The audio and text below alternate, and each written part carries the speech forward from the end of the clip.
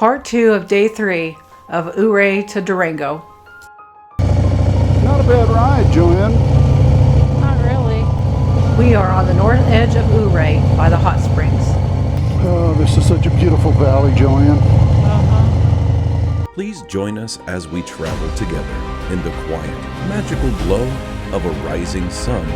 We start our ride as we memorialize our favorite mountain roads, or across the wide open prairies of Oklahoma, where the wind comes sweeping down the plain.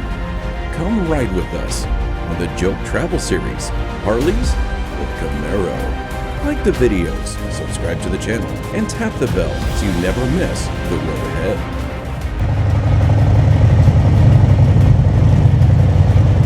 Riding through Ouray feels like slipping into a forgotten time, where the storefronts and stonework still hold the echoes of the miners and the travelers who passed this way long before us. Are you hungry? You want to stop and get something to eat? No, I'm okay after having that banana. The food smells good, but I'm not hungry. The mountains rise around the town like old guardians, and for a moment, the modern world feels very, very far away. But I really don't want to eat in Silverton because that's what we're going to do tomorrow. Right. Riding out of Ouray, the town settles into our mirrors with a kind of beauty that you just don't forget. It hangs there for a moment like a promise. There's Box Canyon. There's a big sign up there on the side of that mountain right straight ahead to the left. Oh, I see it, yeah. With the historic Box Canyon sign in front of us, we are rolling out of Ouray. The road wastes no time reminding you where you are. These canyon walls rise fast, and the air takes on that quiet weight you only find in the high country. It's the kind of stretch where you settle into the rhythm of the day and let the mountains decide the pace. Oh, wow. You see that truck with the Yeah, it's made that way. sightseers? Yeah. As we round the last switchback and the town of Ouray disappears behind us, a different kind of excitement starts to build. This is the moment every rider feels the change. The air cools, the canyon narrows, and you know the striking beauty that is wielding just ahead. Man, this is freaking amazing right here, isn't it? You can see the whole valley laid out below at the highest point overlooking Ouray. You want to stop here? No, not here. Don't go over there. Oh no, I'm following you. Okay. I mean, I'm afraid of heights. And I'm not as good a driver as you are. Oh, don't say that. As we pass through the tunnel and look ahead, we can see the little bridge over Bear Creek and Ralston Creek, right where the valley tries to open up one last time. It's a small moment, but every rider knows these are the places that tell you what's coming next. The walls start leaning in, and the $1 Million Highway begins to show its teeth.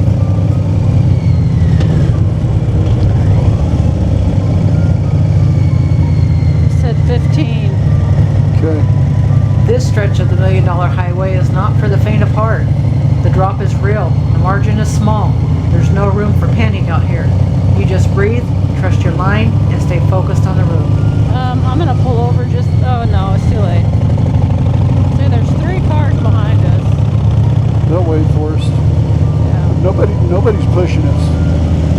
This is the heart of the Uncompahgre Gorge, and nothing about it is forgiving. The walls close in fast, and the road holds tight to the cliff, just as auto mirrors carved it in the 1880s, cut by men with dynamite and grit long before anyone thought about guardrails for comfort. It's nice of them to put this little guardrail right here. Yeah. Makes a big difference. Yeah. Once you pass the lone guardrail, the road settles into the true character. It becomes a narrow ledge holding steady above the river, with the cliff rising straight up on one side and the drop falling clean away on the other. The Uncompahgre has carved this canyon for thousands of years, and the highway simply found the only line it could. You ride it with steady hands, quiet focus, because this place demands respect from anyone who passes through. That was a little scary. That shoulder just did not settle well. is real here, and every rider can feel it in their gut. They need to put up guardrails there, just for security. Yep. Steady your nerves and let the fear slip away, because the beauty of this canyon is what is truly taking your breath away. I can take a breath now. Yeah, I think that was the worst of it, John. yeah, I think so. As you catch your breath, you suddenly realize the immense beauty surrounding you.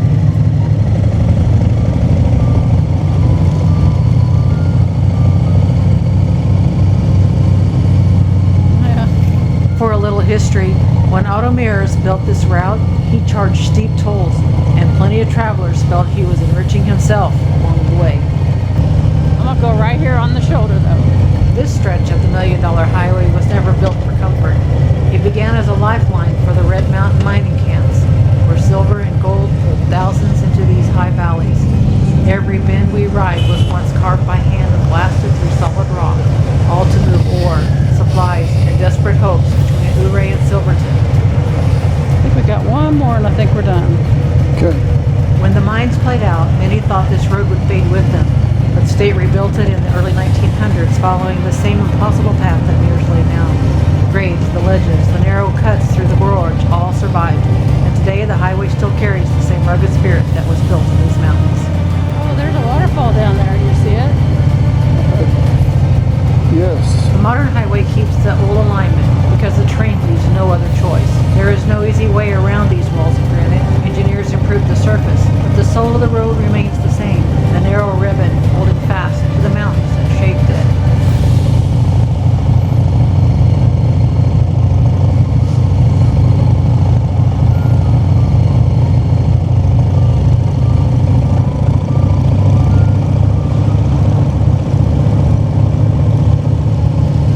As we approach the snow shed, the canyon walls start telling the older story.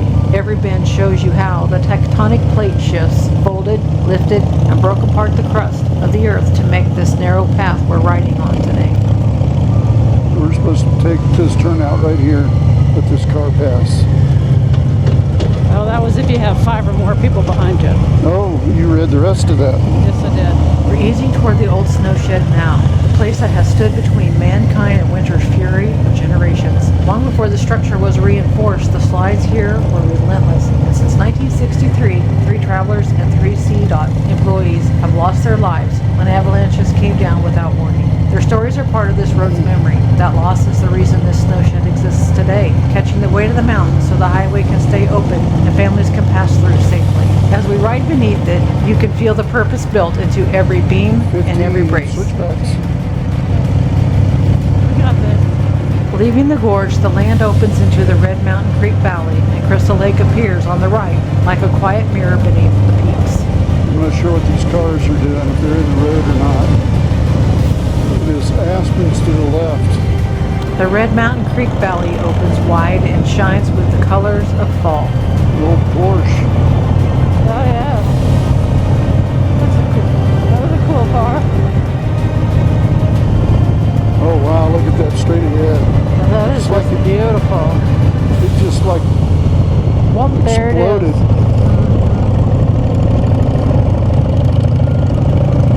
It's like God just turned the light bulbs on.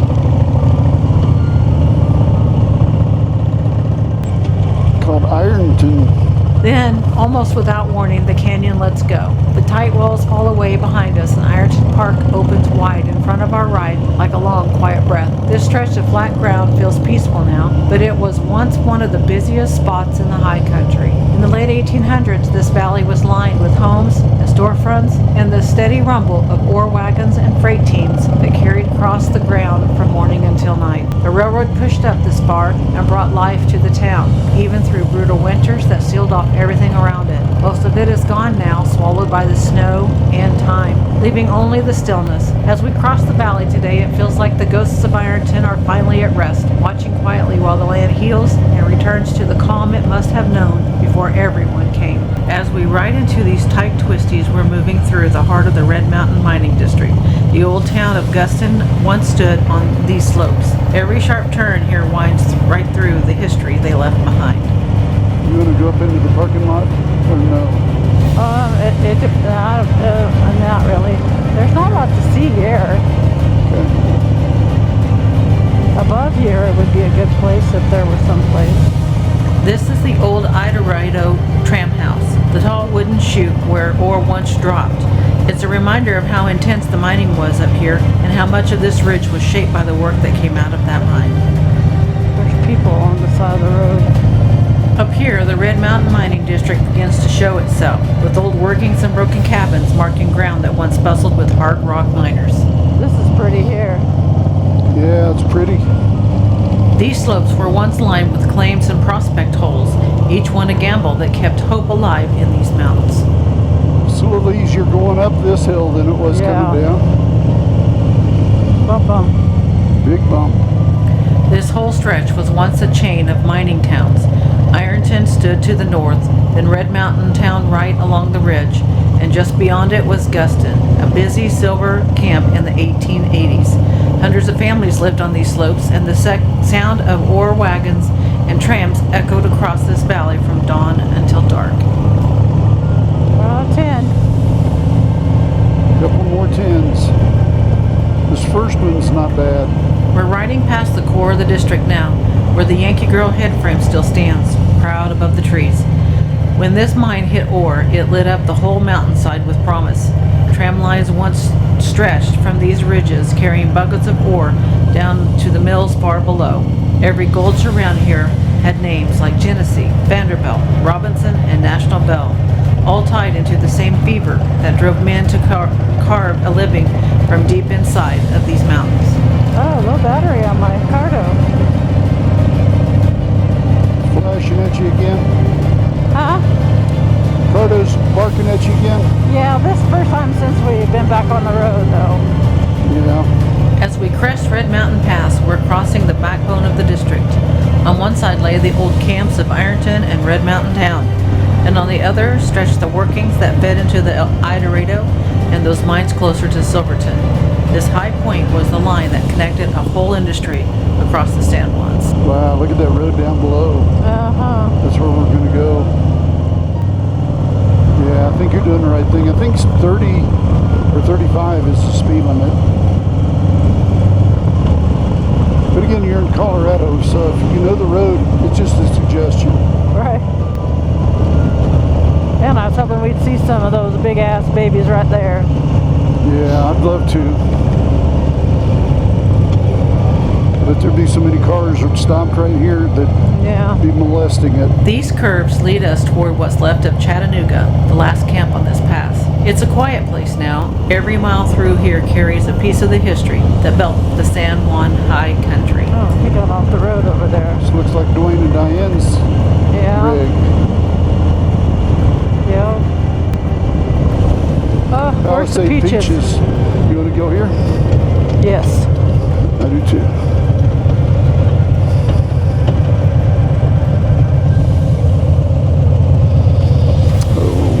Yeah. Dear, oh dear, Yeah. oh dear. Yeah, we're gonna have a hard time getting out of here. Yeah, we'll manage. Stopping at the Columbine Roadhouse for their Palisade peaches is always worth it. After we loaded up, we had to wrestle the bikes on that uneven gravel, and mine was leaning harder on the stand than either of us liked. I don't know if I can lift this up. Oh. Whew. After that stop, we took a deep breath and settled back into the ride toward Silverton. The mountains opened up again. The road was smooth, and it feels good to just ease into the view and enjoy the beauty all around us. I got my bike back onto the road with a big smile that only riding in the San Juans can bring. From here we work our way down towards Silverton, a town born in the 1870s when the mines and the railroad brought life to this high valley. So look at the smoke in the air. Oh, wow. And there's your train right over there. Right? Yeah, see the train sitting right there. The Durango-Silverton train comes into view, resting by the tracks like a piece of living history. Train is sitting right there. Yes, I saw that. Silverton sits just a block off this turn, a town that sprang to life after rich silver deposits were discovered in the high basins during the 1870s.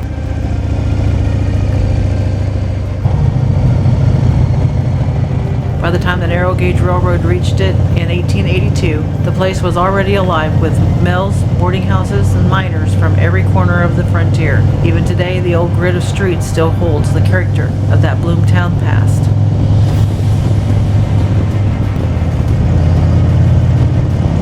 That would be Nola's Lake, maybe? I'm not sure. Yeah, it's a very pretty little lake. Yep, Oh, there's a sailboat out on it. sure enough. As we roll into the Molasse Pass overlook, the world opens up again.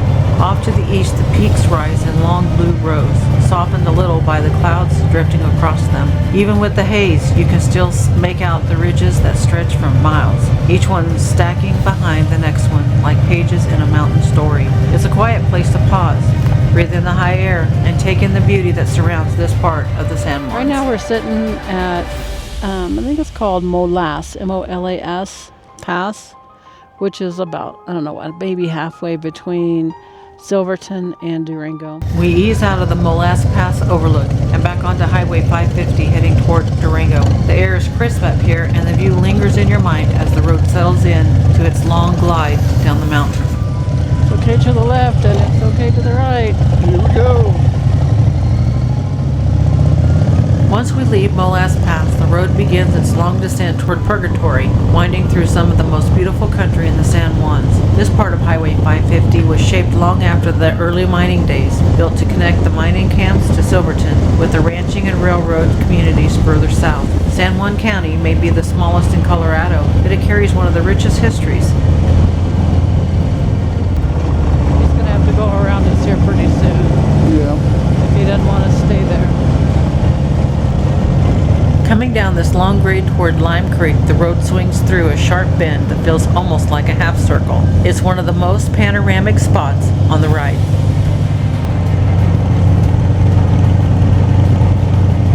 And work zone. Yeah.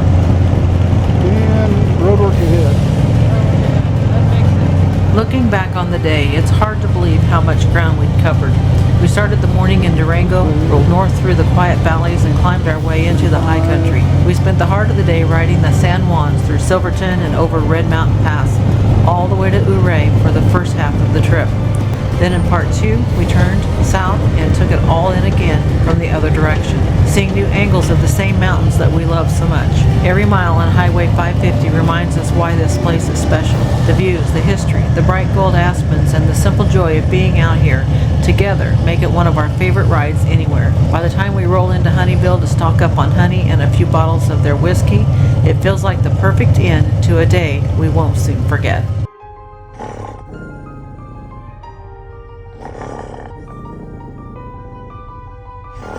Let's see.